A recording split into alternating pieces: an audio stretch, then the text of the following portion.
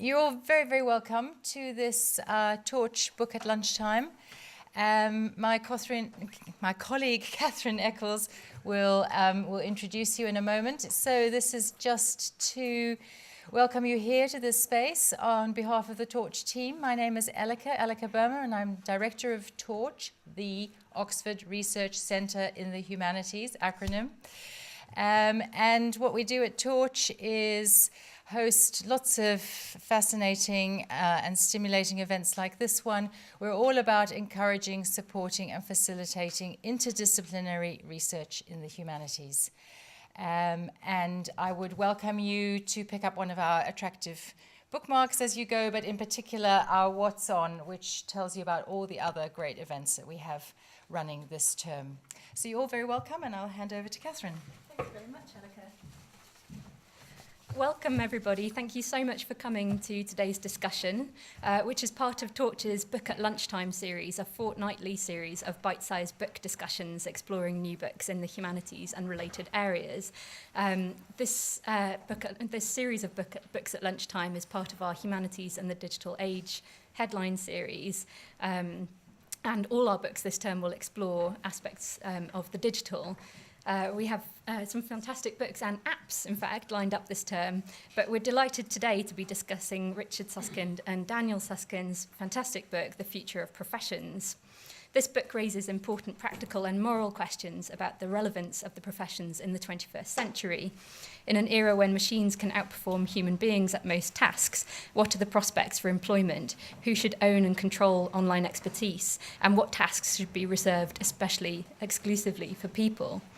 It's received great critical acclaim. It's been included in the Financial Times and New Scientist Books of the Year 2015. So I'll just tell you a little bit about the authors and our panel of commentators. So Professor Richard Susskind is an author, the OBE, is an author, speaker and independent advisor to major professional firms and to national governments.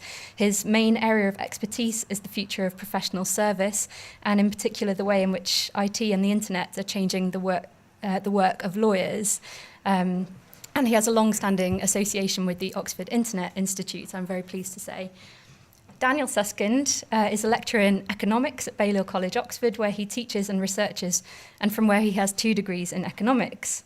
Previously, he worked for the British government in the Prime Minister's Strategy Unit and in the Policy Unit at 10 Downing Street, and as a senior policy advisor at the Cabinet Office.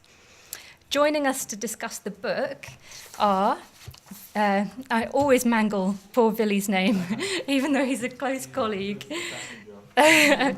So here is Vili Lehdonvirta, a DPhil Programme Director at the Oxford Internet Institute and a research fellow whose research deals with the design and socio-economic implications of the digital marketplaces and platforms, and his expertise is really around virtual economies and online work. I'm going to ask Vili to speak first, and then following Vili will be Joshua Hordern, Associate Professor of Christian Ethics at the University of Oxford. He leads the Healthcare Values Partnership, which develops relationships between patients, researchers, healthcare practitioners, managers and policymakers to explore questions of value in healthcare today, and which I believe grew out of the knowledge exchange work that started here at Torch. And finally, we're joined by Professor Judy Wajcman, Anthony Giddens Professor of Sociology at the London School of Economics. Currently, I'm very pleased to say, a visiting professor at the Oxford Internet Institute. Her scholarly interests encompass the sociology of work and employment, science and technology studies, gender theory and organisational analysis. And she's just written this fantastic book, Press for Time, which I believe will form part of your response to the future of professions. So thank you all so much for joining us. I'm going to ask the speakers to speak from the table. So without further ado, let me hand over to Vili. Thank you. Thank you very much, Kathryn. Thank you very much for the opportunity to discuss this tremendous book. I'm very happy to be here. So when I first picked this book up and looked at the cover, leafed through it, my first feeling was concern. A book called The Future of Professions in the table of contents promises to provide a 50-year overview. And as we know, predicting the future is notoriously difficult. So I was worried how the authors are going to manage this. To my amazement, I found that they did a fantastic job, thanks to a clever trick. And that trick was that they started their 50-year overview from the year 1970. But on a more serious note, I was quite impressed by how radical the book actually was, because here are authors who are given all the detail on professions and the current state of professions that is in this book. Given all of that, they're clearly very well connected with the world of the professions. Yet they did not pull any punches when it came to showing the issues and the challenges that face not just professions, but society that is relying on professions to provide services. So the high cost and, frankly, sometimes the very low quality that they provide. Having said that, one thing that I was less impressed with, especially at the beginning of the book, was if you pick up the cover and the book and read the cover, it says how technology will transform the work of human experts. So that suggests technology as an inexorable force that comes and changes things. And indeed, that's how the first couple of chapters tend to read. But then I was very pleased to find, as I read further into the book, that towards the end, the discussion shifts more to how technology opens up social options, new potential ways of organizing work and knowledge in society, and then how it is up to social forces and social actors and market and various other things to make use of some of these or not.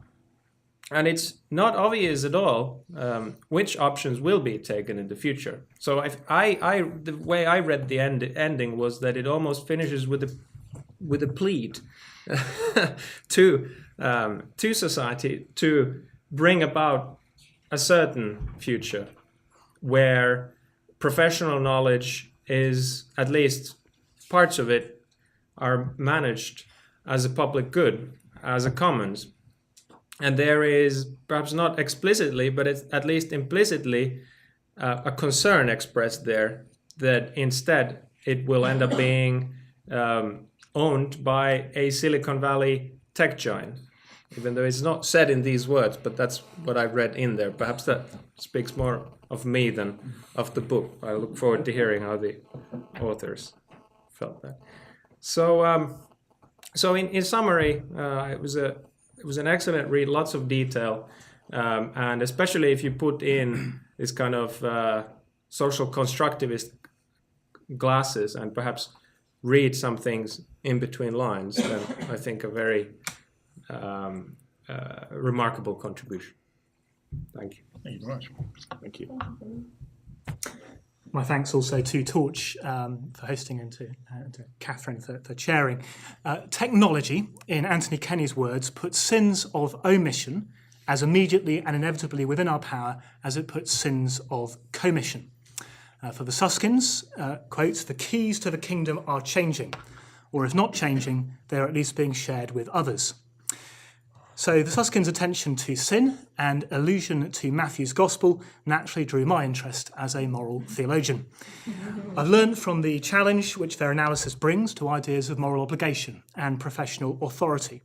I affirm the importance of individuals being empowered technologically to bear responsibility for their education, health, well-being, tax affairs, legal affairs, and, theologically speaking, the discipleship which incorporates all of these elements. And I accept that the goods with which professionals are concerned are not, in the main, affordable or accessible, especially globally. I'm sympathetic to regulated market and information sharing processes, providing cheaper or no-cost access to important knowledge and services. And having read the book, I now expect professional life to look rather different because of technology in a few decades. With that said, I've got 4 observations to make about religious communities, trust, decomposition, and solidarity. So first, the relative paucity and kind of impacts of technology on religious professionals specified in the book. They talk about clergyless parishioners, kosher apps, alerted me to an idiosyncrasy in their work, that is the work of religious professionals, which is not commented on in the book. Churches, for example, are by scriptural definition communities of fellowship in which some are equipped to be pastors and teachers. The interrelation of people and pastors involves a different kind of social phenomenon than the transmission of so-called practical expertise, i.e. information. Personal interaction in the church expresses a theologically underwritten unity of people in Christ, not reducible to sharing practical expertise in society, just because the church is theologically constituted as an alternative society, a Holy Communion. The author's reference to the laicization of knowledge via Balliol's John Wycliffe, the Reformation's morning star, is apposite in this respect, but needs some filling out. The eschatological expectation of the prophet Joel, cited by Peter at Pentecost, was that no longer would there be teachers telling each other to know the Lord, for they shall all know the Lord. However, the apocalypse is not now, not yet. So ways for sharing vision, sharing wisdom, sharing the knowledge of the Lord are required. A core theme of the Reformation and post-Vatican II Roman Catholicism is in fact enthusiasm for the empowerment of the laity. Many of the technological changes identified in Chapter 2 are very much in tune with this pre-existing theological commitment. But not all. Most obviously, for the Roman Catholic Church, priests' practical expertise is, to coin a phrase, sacramentally unbundleable, since only priests are authorised to perform certain practical functions. For the Suskins, it is technology lag, which holds back apocalypse for the professions. For the churches, the issue is going to be more complicated. The empirical data from the vanguard is important, but does not indicate decisive shift in any one direction. Online church participation through stream services does not necessarily undermine the role of the pastor-teacher, but instead may strengthen it. BeliefNet, cited often by the authors as the kind of online community you would envisaged, actually terminated its community as a live interactive entity on October 31st last year, in anticipation of a new improved website at some point in the future. However, we have nothing yet. Second point, trust. Gets a bit briefer. The logic of Pentecost is that professions and their current ways are not and must not be thought to be eternal. We should be realistic about the human proclivity to love self at the expense of neighbour. The Susskind suggests that their status, wealth and sense of life purpose make professionals poor judges of what will be in the interests of their neighbour amidst the technological revolution. Justice, health, learning, compliant tax affairs are vital goods, I'd agree. No vested interest or self-protective inertia should stop people from gaining access to these goods. Old Testament prophets, and indeed Jesus of Nazareth, had stern rebukes for a self-interested priestly class who bound up burdens on people's backs and did not lift a finger to help to relieve those burdens. On the other hand, no one is simply impartial, to use the word which they come to at the end of their book. The reach for John Rawls, 2 pages from the end of the book, is not sufficiently theoretically developed to persuade those committed to communitarian, tradition-based modes of reasoning characteristic of the professions. This matters. Why? Precisely because the book seems to encourage popular distrust towards any professionals who are not persuaded and so resist change along the lines the Suskins recommend. Is that what they intended? Third, decomposition. Practical expertise for the Suskins is of the problem-solution variety. Doctors are needed to sort out a health worry. Professionals are needed to, quote, make sure that our problems are resolved reliably, efficiently and effectively. So-called moral dimensions of professional relations, though valuable, are secondary. Quote, our primary need is only for a reliable outcome. Our primary concern need not be with altruism or the achievement of the highest ethical ideals. Moral dimensions are to be discarded if the choice is between them and access to the expertise itself. The separability of information from moral knowledge implies that certain kinds of professional work ought to decompose. For example, the repeated illustration is of surgeons in healthcare. The stereotype is that surgeons are bad at empathy but good at cutting. And so we have the production line approach to the clinical encounter. Quote, by decomposing the work that a surgeon does, we could introduce paraprofessionals who are experts in precisely the sort of comforting interaction that a surgeon might lack and critics worry we might lose. Now, their analysis may be unfair to surgeons, but can the same logic be applied to health professionals less concerned with incisions, whose work involves extended engagement with patients? Geriatricians, palliative care doctors, for example, mental health doctors. To illustrate, a key part of the physician's training is an exam called PACES, which assesses the quality of a doctor's combined technical knowledge and bedside manner. Science and compassion are simultaneous and united in a manner which inherently conflicts with decomposition. This is a civilizational achievement, admired globally and not to be decomposed lightly.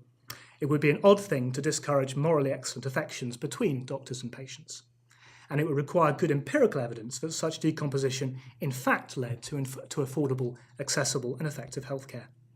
Existing evidence points towards the quality of a doctor-patient interaction being significant for adherence to treatment. Decomposition needs to be worked out in some detail in these intuitively harder cases.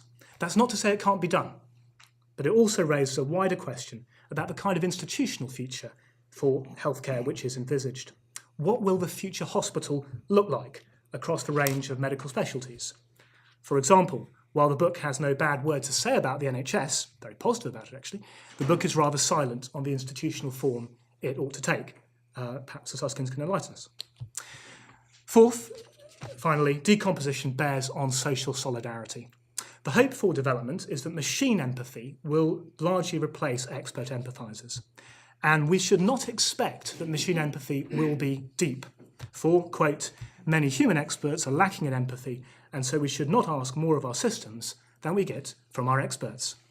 Moreover, we should beware the AI fallacy, and so even expect a non-anthropocentric kind of machine empathy. What do we think of this? It is true that many lack empathy, or rather good empathy directed at the well-being of the other. However, it's not clear to me that a moral recommendation of having only very minimal societal expectations of good empathy, either from people or from machines, follows. There's an underlying question about social theory. Personal encounters in ill health potentially act as cement in our democratic community, strengthening solidarity in shared suffering. Such encounters may be mediated by people other than doctors, paraprofessionals, family, friends, and so on. But I suspect democratic life would not be unaltered by the incremental diminution of the civic quality of these encounters through the use of empathy machines, through the decomposition of healthcare practice.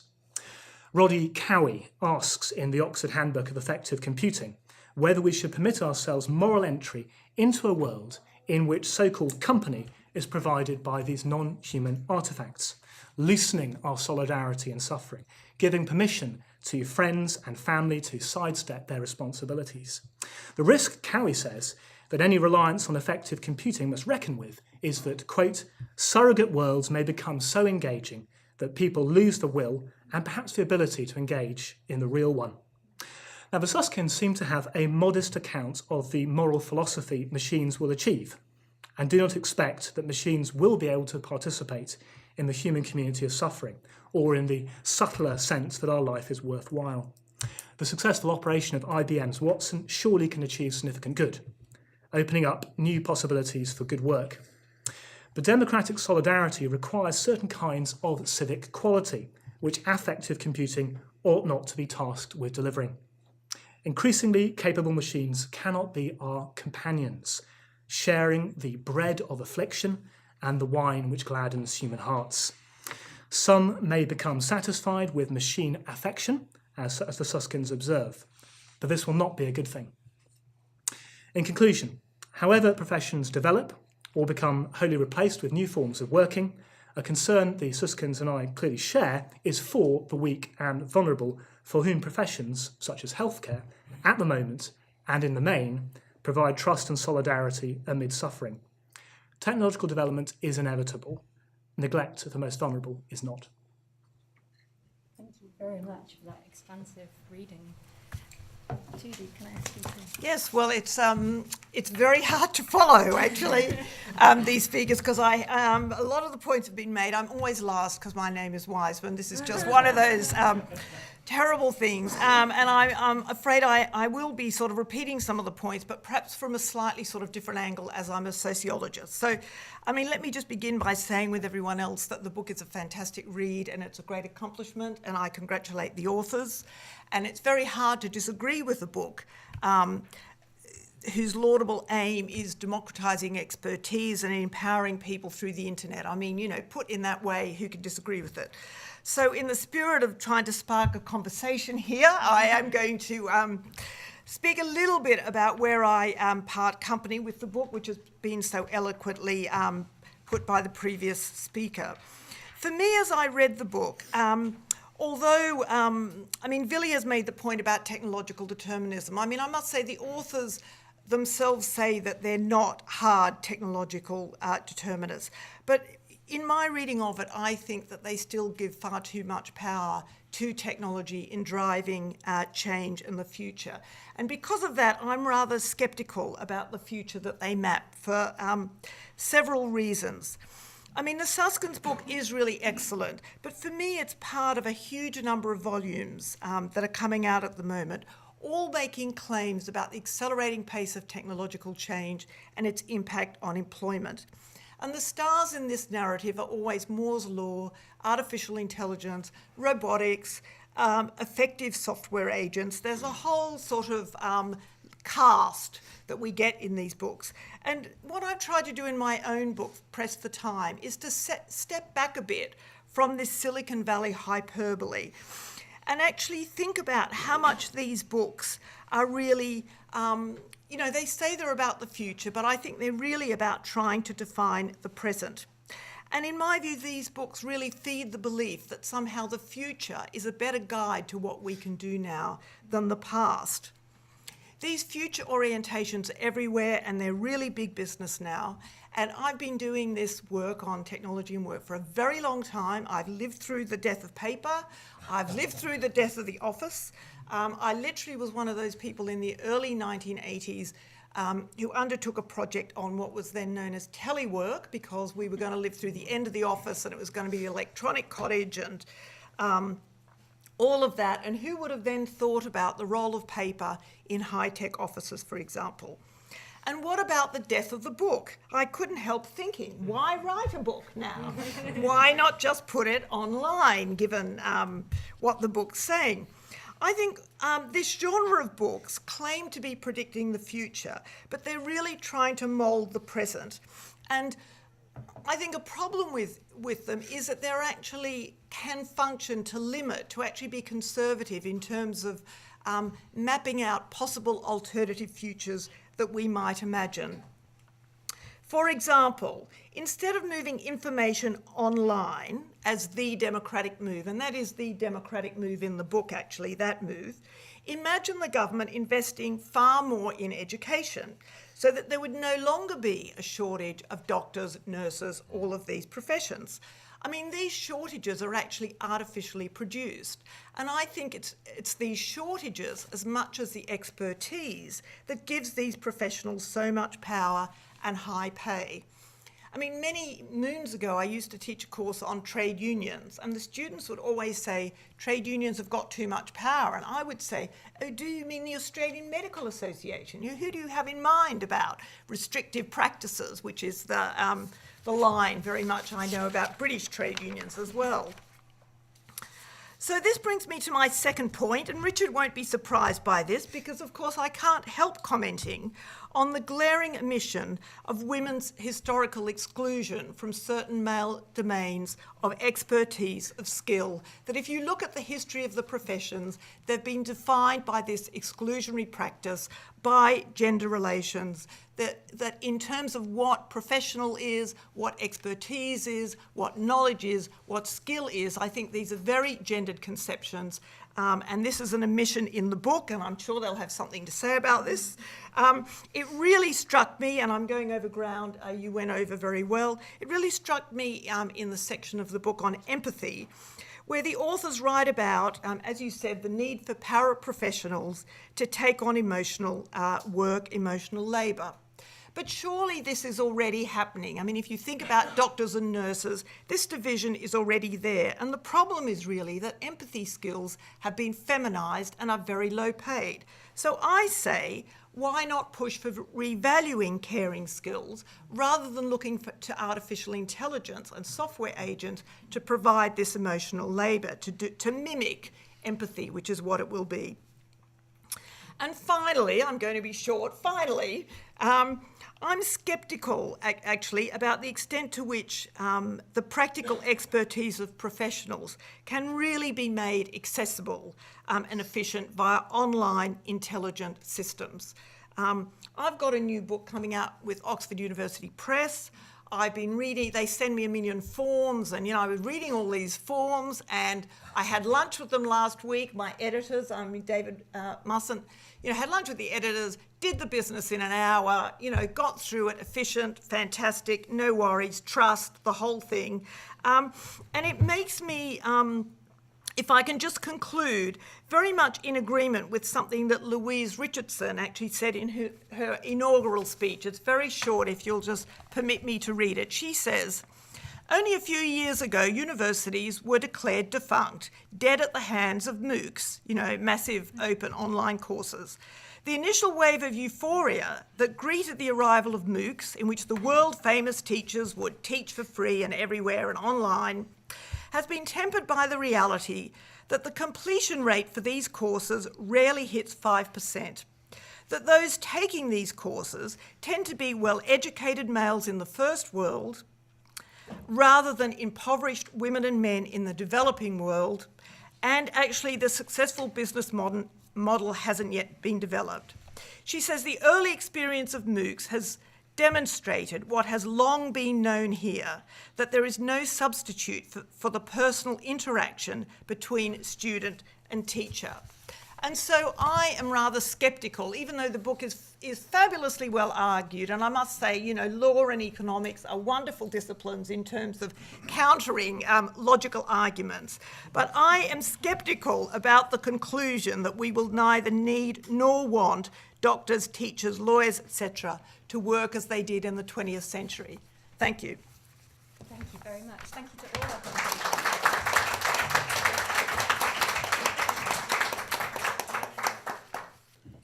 So many points. Can I invite... How do you want us to organise ourselves?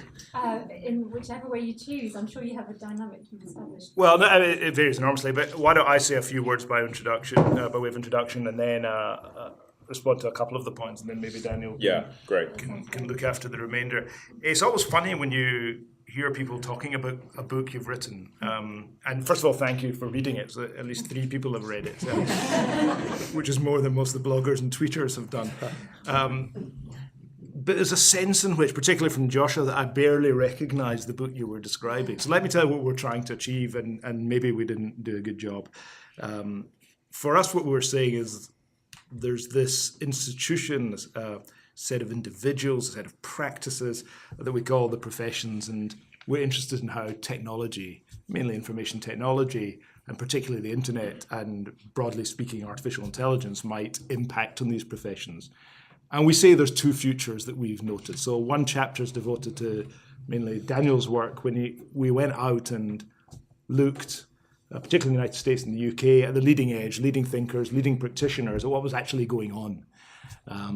What's actually happening in the huge tax firms, the major audit practices, the large law firms, the great hospitals, what's actually happening today at the leading edge. And we were amazed by some of the developments.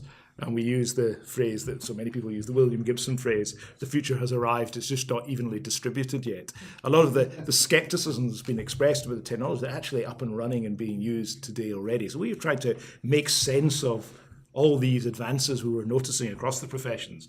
And basically we said there's 2 futures for the professions in relation to technology.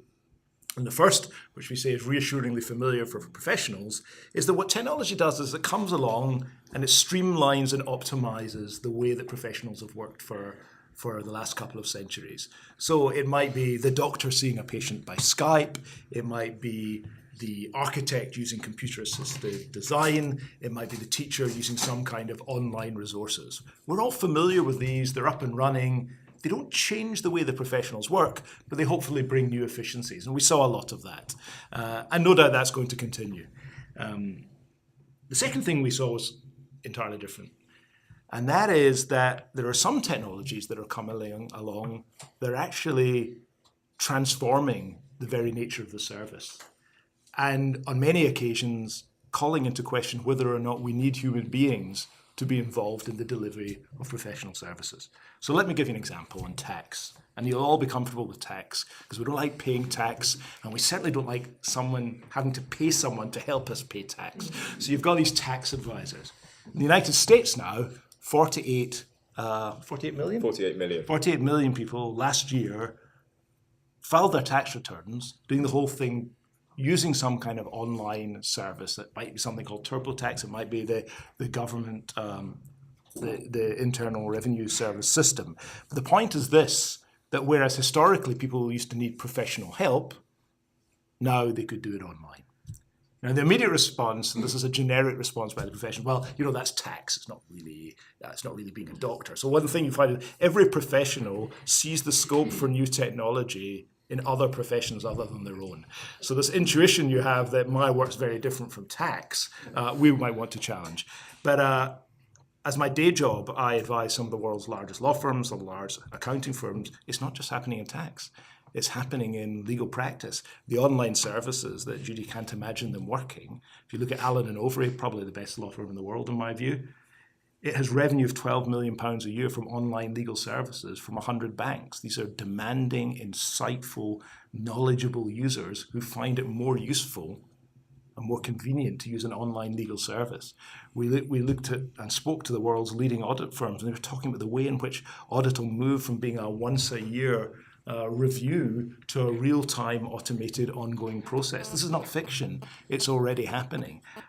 So there's a whole bundle of claims we've heard. Some of them are empirical claims of a sort.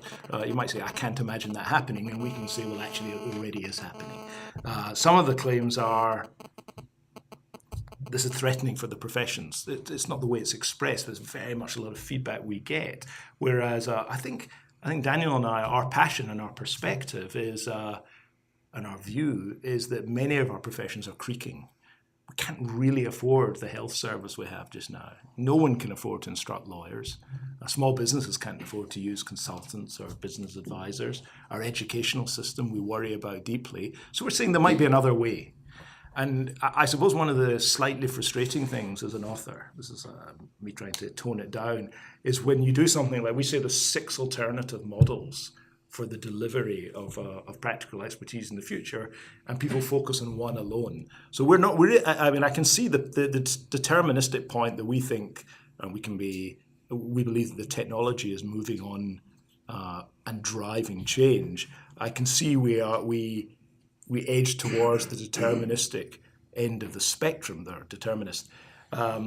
But nonetheless, as we often say, the least likely future, it seems to us, is that the technology is going to plateau and not continue evolving. And I want to put my hand up just now and say that I wrote a book on 1996 called The Future of Law. So it's a 20-year prediction. And let me say a couple of things like that. And it's just to put it in context in terms of mindset. In Future of Law, and at the time, I was talking a lot about email, and this sounds ridiculous in retrospect, but I was saying the dominant way that lawyers and clients would come to communicate in the future would be by email. Now, that sounds unexceptional. It sounds ridiculous even to mention it today. The Law Society in England and Wales said I shouldn't be allowed to speak in public. They said I was bringing the profession into disrepute by saying that lawyers and clients would use email. That was 20 years ago. So my book was a 20-year prediction. Remember, that's a time when there were 36 million users of the internet. There's now over 3 billion users of the internet. When Nicholas Negroponte in the early 90s said there'd be 1 billion users of the internet, most people thought he was certifiably insane. We have a myopia that we point into the book. We cannot imagine the technologies continuing to progress, and yet they do. So if you're asking us whether or not we think it's more likely that technology will progress at a ferocious rate, we think that's way more likely than not at all. We are open to the charge, of course, of suggesting that valued people in society will no longer be needed. But that's not really our short or even our medium-term prediction. Our focus just now in the whole debate about unemployment, as we say, is redeployment. But what we need to do is encourage the professions to work in different ways. And the empathy point's interesting because actually, far from rejecting empathy, we explicitly say that one of the new roles we anticipate for the next through the 20s at least are empathizers. We simply make the point that if there's terrible news to impart, perhaps news of a terrible illness or some huge legal liability or a tax claim, it's not intuitively obvious to us that technical specialists are necessarily the best people to deliver the news. And we're saying sometimes it might be better actually that people who have stronger interpersonal skills deliver the bad news. I don't think that's such a bizarre suggestion. Our discussion of machine empathy, we made a number of points. One was the Joseph Weizenbaum point. Those of you who have read his book, late 1970s, Computer Power and Human Reason. He was making the point, it starts off with he developed as a joke a system called ELIZA that would mimic a Rogerian psychotherapist. And he was shocked when his secretary, when he asked her to use the system, asked him to leave the room. This is why he wrote the book. He said, what's happening? That we might be developing systems that a human being would rather actually sit down with a machine than a human being. But actually, there's a literature emerging in the world of therapy now that does suggest, for good or for bad, that when people have got very embarrassing issues to discuss, somehow dealing with a machine might, at least in the first instance, be a more comfortable way of interacting. We're just trying to open minds and say we shouldn't think that the only way of sorting out problems that in the past the professions have solved, that the only way in the future is the current professions. So we suggest different ways, combinations sometimes of human beings, different human beings and machines, and sometimes machines in their own might be able to sort out some of the problems for which the professions have historically been the solution. And we'll say again, and I was very struck today before I hand over to Daniel, I was just reading a note from a chap in Uganda, and this has received all sorts of awards. It's his Barefoot Lawyer project. In Uganda, there's a terrible oppression of women, there's terrible low understanding of technology and of good business practice, terrible lack of understanding of what law and regulation apply and what entitlements people have, and no decent way of promulgating the law. And this guy's developed through smartphones that are used by citizens themselves and by people out in the road, non-expert people. He's transforming people's understanding of what's available to them. And this, my final point, is an example we call the latent market. Because although we're concerned that people today who've got access to, who already use legal services could get a better deal, our bigger concern is the many billions of people out there who realistically have no access to decent medical service, no access to decent health service, to legal service, no access to decent educational services. So we're thinking, actually, there might be another way we can actually make some of the expertise available and spread it. That's our premise. And we accept, there's a whole bundle of criticisms can be leveled, but the motive, we think, is a deeply moral one. That practical expertise should not be locked in the heads of a few people and distributed minimally. It should surely be a resource that's shared by humanity. Dan. Thank you very much for all your comments. A few things to say. The first thing to say is just something about the future of work. One of the really unhelpful things that we do when we talk about the future of work, or we talk about, in particular, the future of professional work, is that we talk about the future in terms of the jobs that people do. So we talk about doctors, we talk about lawyers, we talk about accountants, and so on. And we heard lots of that just there. The problem is that the job is it's a really misleading term to think about the future with, because what it encourages us to do is to think that the work that people do is a kind of monolithic, indivisible lump of stuff. When actually, if you look at what doctors do, or you look at what lawyers do, or you look at what teachers do, and so on, they do lots and lots of different activities in their work. It makes more sense not to think about jobs when you think about the future, but to think about the different types of tasks that people do. Just to give you an example, the sort of things that a nurse does today are very, very different from the sorts of things that a nurse would have done 25 years ago. Whereas 25 years ago, being a nurse would have involved bedpans and bedside conversation. Today, being a nurse involves the ability to prescribe certain types of medication and even perform minor surgery. So, same job title, but very, very different composite tasks. Now, why does that matter? Because there's a tendency in thinking about how technology will affect the labour market to pick the most difficult task that a professional currently does today and say, because that task requires empathy or judgment or creativity, then necessarily the entire job is in some sense insulated from technological change. And so when we say in the book, we don't expect we don't expect people to work as traditional professionals did in the 19th century. We don't mean that one day a doctor, a lawyer, an accountant is going to turn up at work and find a robot sitting in their chair. That their entire job will have been displaced by technology. What we mean is that the tasks that they're doing are likely to change. And so there's then a very interesting question about what type of tasks are there that machines can't do. Now the second.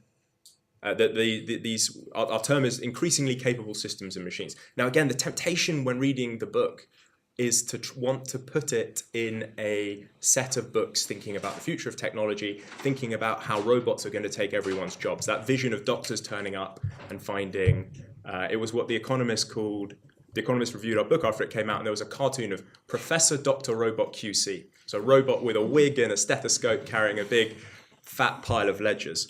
And there's a temptation to want to say, well, this is just another book saying that we're going to turn up at work and find Professor Dr. Robot QC giving us empathy. And that really isn't what the book is about. Just one of the models in the book, we set out 6 models. One of the models is a model where machines do lots of the work, but there's another model called communities of experience. This is where, a good example of this is in medicine. Patients like me, 350,000 patients gather together online and share their experiences about the treatment that they've had, about the guidance that they've had, about the things that have worked for them. There's no traditional physicians or doctors involved there. It's patients coming together. It's technology enabled and helping each other. Now, there's no empathy there from a traditional doctor. That's true. But there's empathy there certainly from other types of people. And just the challenge to, I think, religious community is to try and explain why it is that a religious community can only take place in a physical space but can't take place in a digital space. Now, in Second Life, it's an online world where more than 1 million people control their own avatars, their own virtual representations of themselves. There's an island called Epiphany in this virtual world, and there's an Anglican cathedral where a group of Christians run weekly Bible study classes, daily services, and counselling. And there's counselling services as well. So again, it's just the idea that IBM's Watson or a machine is going to be in this future sort of doling out empathy is I think a mistake. That technology is making it possible to perform those tasks that require empathy from a human being, either in different ways, like my dad was describing with the Wajcman case, or with people, but just very different types of people. I think there's also a mistake that we make when thinking about the future is to pick out a couple of failed cases and say, because these few cases have failed, then therefore necessarily things aren't going to. So while it may be true that BeliefNet, which has 5 million people, folded last year, it's also the case that Patheos, which does a very similar thing to BeliefNet, and it has 1 million more unique users a month, 6 million, is thriving and still going strong. So it's important. What we do is we set out hundreds and hundreds of case studies to try and set out a direction of travel, saying don't focus on particular cases, focus on these broad trends. There's also just a more fundamental point, which is I'll take the example from the legal world. Last year on eBay, 60 million disputes arose that were resolved online without traditional lawyers using what's called an e-mediation platform. Bear in mind that 60 million disputes, that's 40 times the number of civil claims that are filed in the entire English and Welsh justice system in 1 year on one website. It's just a huge number of claims. Now, I would find it very, very difficult to begrudge those 60 million people access to this service because there's no personal interaction with a traditional lawyer. I'd struggle to say to those 350,000 people who are using patients like me, sorry, the empathy you're getting is from fellow patients, not from a doctor. I'm afraid we're going to have to close this site down.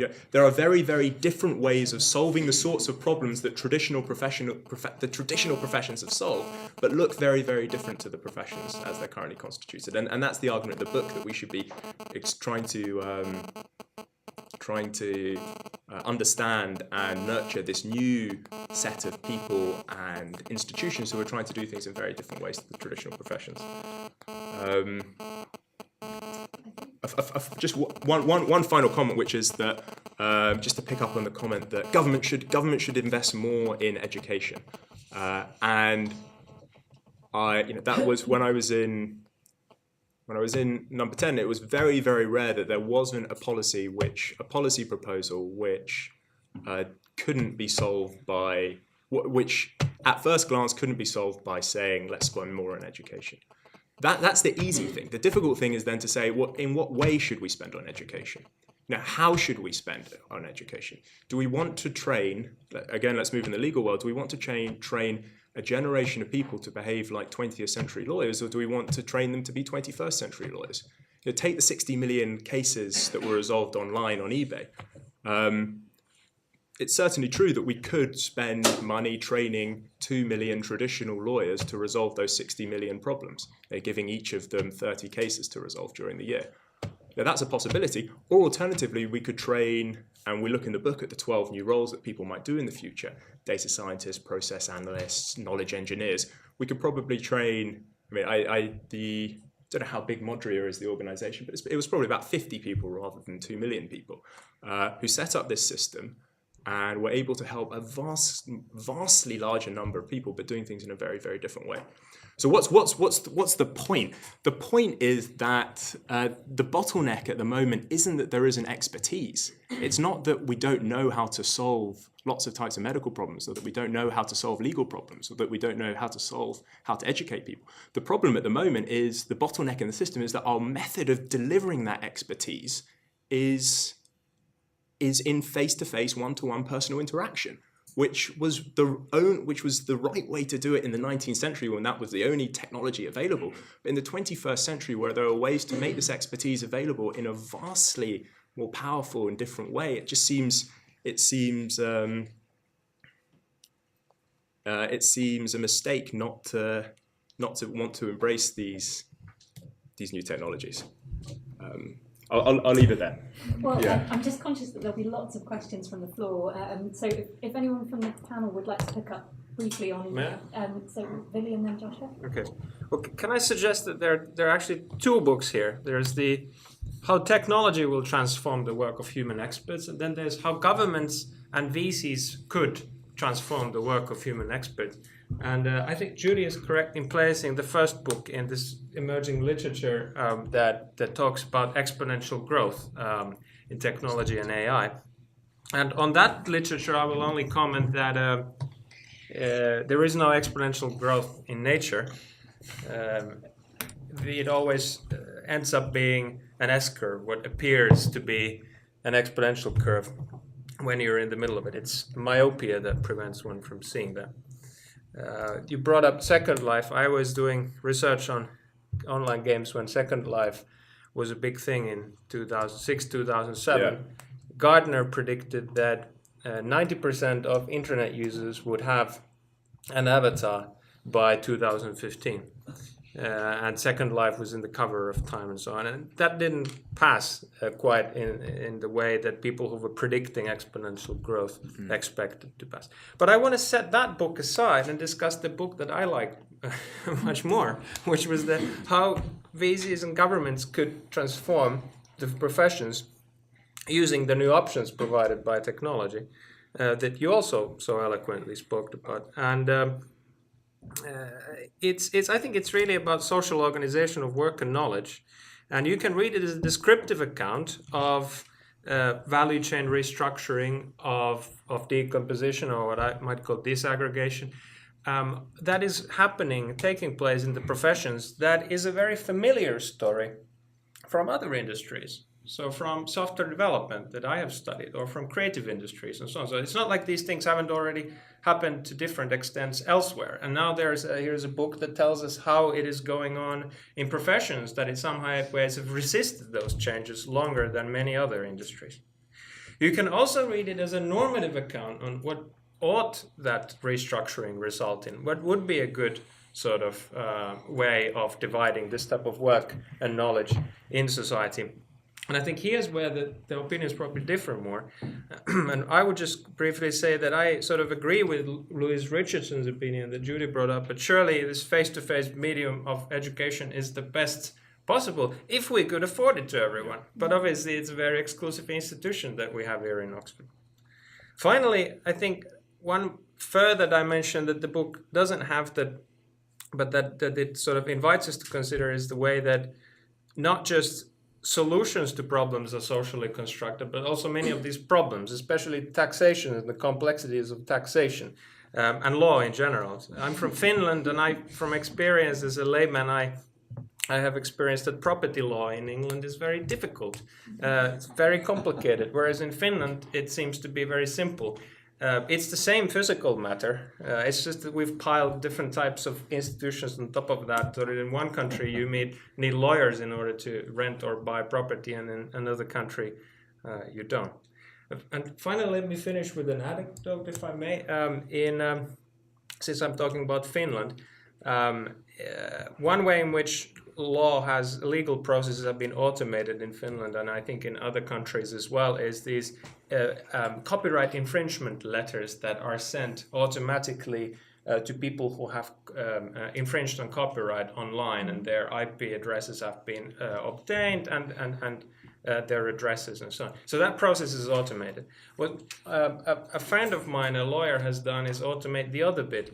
So the other side, because what these people who receive the letter, what they do first is they go online, they go to Google and type, I got an infringement letter that demands damages, what should I do? And he's bought the first place on Google, and it presents a form. It just says, input the name of the law firm that's demanding money from you, and what is the sum that they're demanding. And our service sends them an automatic response that proposes a slightly lower sum in damages. And they have so many data points that they have been able to establish what is the limit at which the firm will go to court, what is the kind of cheapest price you can get off with. So now it's completely computers playing with computers. No more humans involved. Thank you. I'll keep my comment to 60 seconds. There's clearly a lot of common ground here, which is to do with the making available practical expertise, especially globally, to those who need it at a low cost or no cost, on a no cost basis. So that's not, I don't think, quite the point in dispute. In terms of religious communities, the laicization of knowledge, which I emphasise, would surely fit well with Second Life. That's fine. That's not problematic. The point about locality and about physical presence is, within the church, is naturally to do with the sacraments, to baptism and Holy Communion, which I suppose you could receive virtually in a way, but you can't actually receive. No. So there's also the point about people actually being committed locally to an area where need is, where people are, and therefore needing some sort of structure of leadership and organisation. But the laicization of knowledge, Wycliffe, is fine, absolutely fine. Of course, no one is saying that we should shut down patients like me. No one's suggesting that. That's not a problem at all. That's a very good form of empathy, which is a social, civic empathy. That's not problematic. I wasn't saying anyone in this panel. Some of the reactions sometimes are, unless you have the traditional empathy of a doctor, we ought to abandon. Yeah, that's unfortunate. But I suppose what possibly Judy and I are agreeing on is that there is. I've been interested if I'm catching her right. Is that there is a kind of quality to, I call it a civilizational achievement, that what you have in the traditions of the Royal College of Physicians and others is a unity of science with compassion, which is the decomposition of which is not to be entered into lightly. So I do think there's a both and here, which doesn't need to, and haven't got to exclude the former in favour of the latter. I don't think you're suggesting that, and you're right, of course, to emphasise that there are different models from which empathy can be communicated. Fully recognise that, but there is I suppose there is a significant civilisational loss which might come down the line with some of the things being suggested. Can I just add just one observation, which is when we gave the book to our rabbi, he said, this is very interesting, and it will apply to lots of religions, but not ours. Because on a Saturday, you're not allowed to use technology. So you'll have to come to synagogue. And it's interesting, but I subsequently moved from an Orthodox synagogue to a Reformed synagogue, and not because of that, but it is interesting that now I can watch services from home rather than having to go to. Which is, I mean, it's interesting, and you see, and you do see in other. I can. If I was a Hindu and I wanted to do puja at one of the temples in India. It will cost me a lot to go there, but instead I can just go online now and do a kind of small virtual puja at this site associated with the temple. Or I want to put a note in the Western Wall. If I'm an observant Jew, I'm not, but if I wanted to, I could tweet to at Aish, I think, and they print one out and do it for you. Now, of course, these things are imperfect compared to being there for real. But that imperfection might be a price worth paying in order to make this available to more people. That I think is one of the important arguments of the book. And across the professions, it may be imperfect relative to the best, but but that might be a price worth paying. Perhaps the rabbi was worried about how much pornography is on Second Life. You never know. That might be his concern. I just wanted to say, seriously though, that I know the book is well-intentioned, and I'm totally sympathetic to the direction of the book.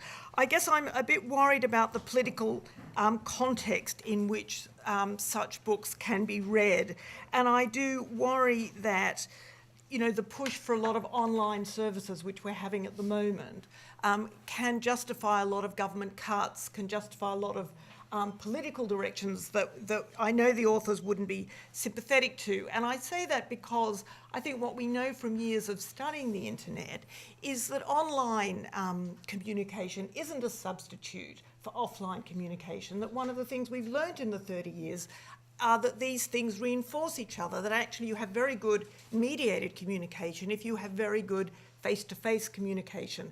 And I just worry that somehow the book can be read as a sort of substitute argument rather than we need both and a working with argument. And you sort of imply that just at one moment with one quote, where you quote that Second Machine Age book, where you say that they very much talk about working with machines, but you're a bit more on the substitute of machines for people. So, yeah, we're making a different point at that point. It's like the public statements IBM make, or certainly books published about IBM. This is not about replacement machines, it's about man and machine working in harmony, or as they put it. But we're simply saying that as more and more tasks can be taken on by human beings, it's less obvious that what role human beings will have in that partnership for many areas of life. There are many areas of life where we anticipate human beings both will and ought to still be involved.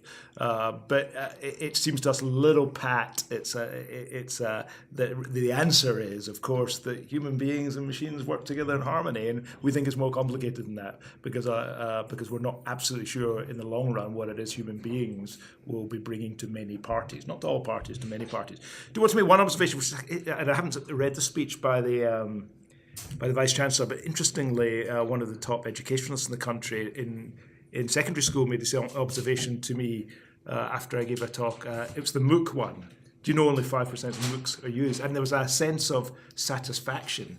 And I think, first of all, the most amazing thing is, the thing we cite in our book is that more people signed on to Harvard's online learning offerings in 1 year than had attended the whole university in its history. For me, the really interesting thing about that is there's so many people want to learn. First of all, there is clearly a demand for learning that we're not satisfying through traditional institutions. It seems, second point is, we're not satisfying it through our online institutions. But I think, and this is what we call technological myopia, to think it'll just stop there seems to me improbable.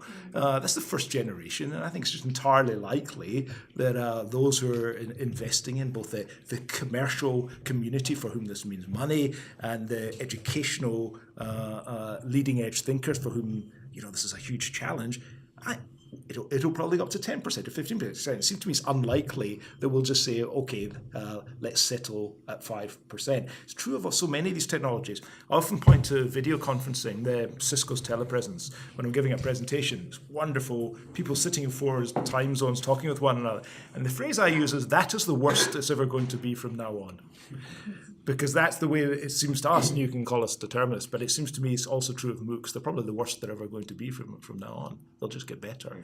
Now, that doesn't mean they'll satisfy 100% of the community, but I think we shouldn't think that what we have today is somehow the end game. We're just warming up.